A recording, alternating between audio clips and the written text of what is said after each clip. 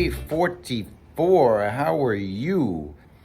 I'm about to head to the gym. So before I go to the gym, I wanted to do another lick of the day. So that's what I'm going to do. Speaking of working out, I have a Barry Harris workout practice lesson coming up. So stay tuned. That's going to be, it's been a lot of work putting together, but it's good for me, so it'll be good for everybody else too. So anyways, that's coming up.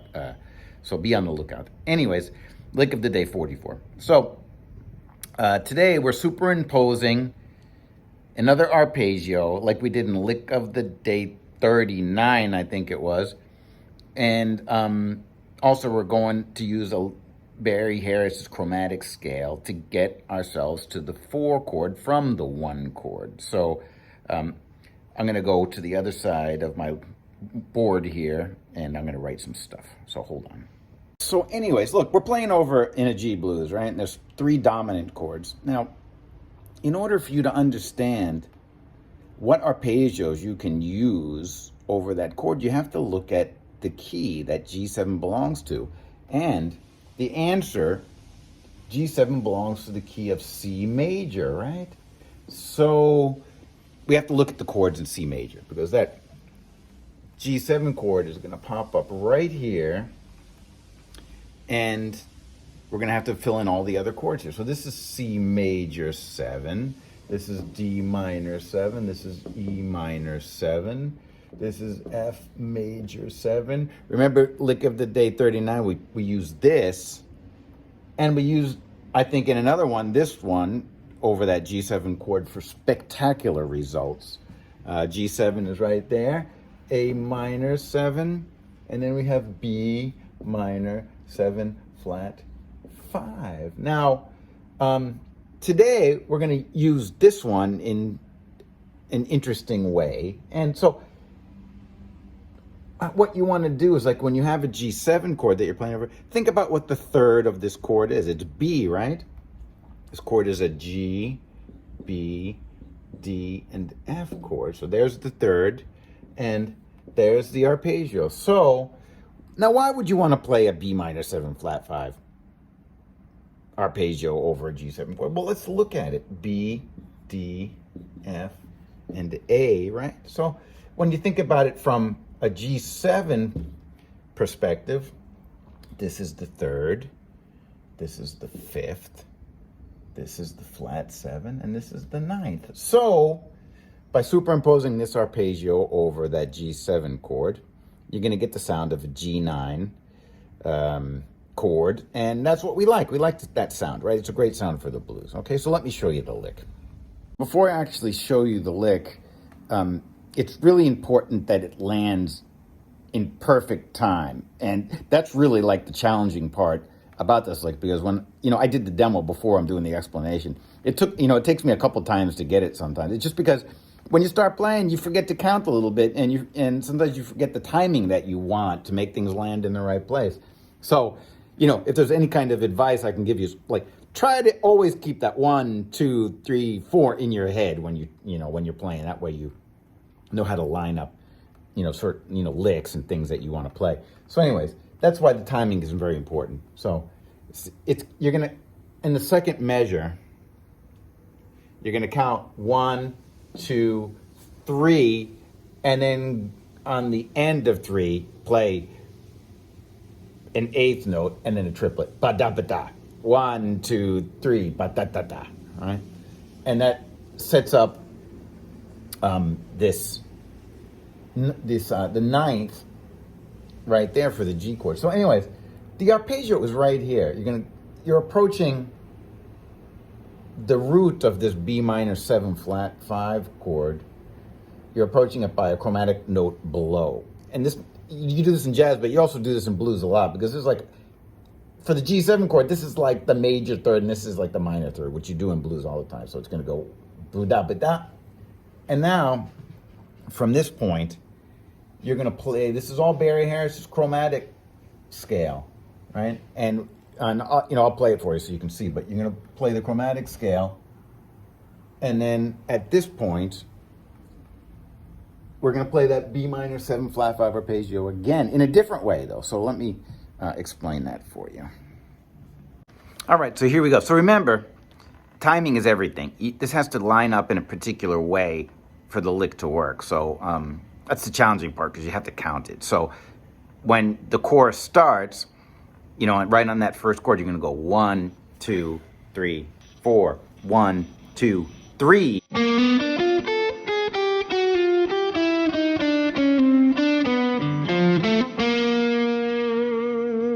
And when you bend that note up, that's going to be the flat 7 of the C7 chord.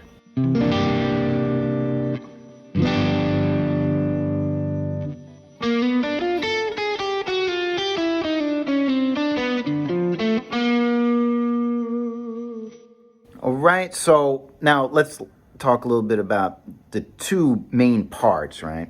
So the first part is we're superimposing the B minor 7 flat 5 arpeggio over the G7 chord. That gives you the 3rd, the 5th, the flat 7, and the 9.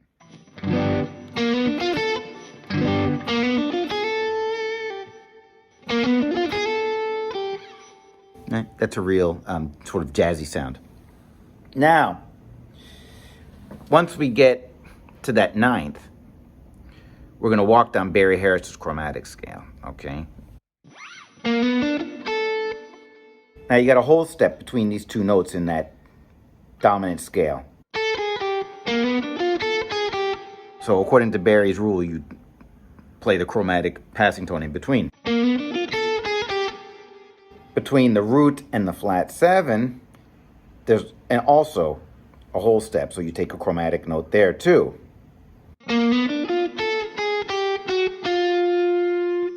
Now, between that flat 7 and 6, there's only a half step, so you got to jump back to the root. So it's going to go like this.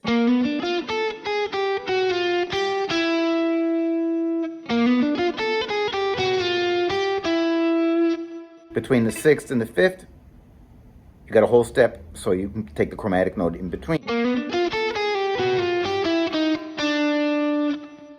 Same thing between the 2nd and the root. No, the 5th and the 4th.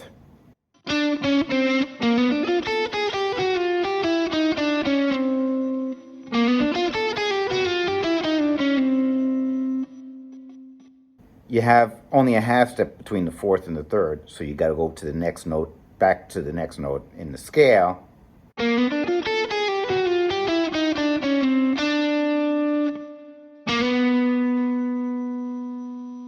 And I'm landing right on that B note. So what I do with that B note is I think of that B minor 7 flat 5 arpeggio again, but instead of going up the arpeggio, I'm going to go what we want to call a pivot. Instead of playing the D here, I'm going to play it on the 5th string below it.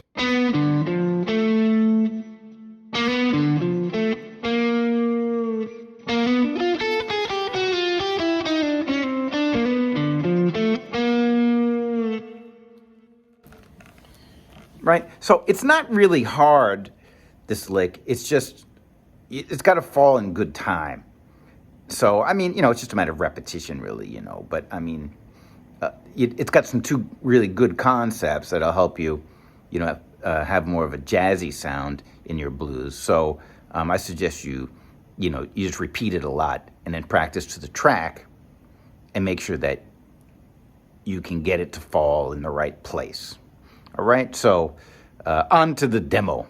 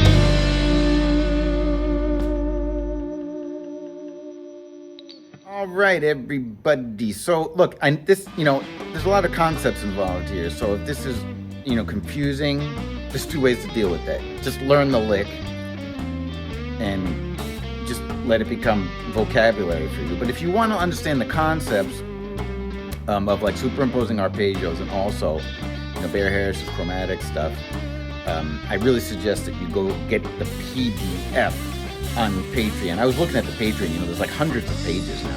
If you, at the $5 tier, you probably get, 150 pages, 200 pages worth of lessons. But also, if you go at the $10 tier, you get some of my books. So, really, if you could print out all the lessons there, and you have like a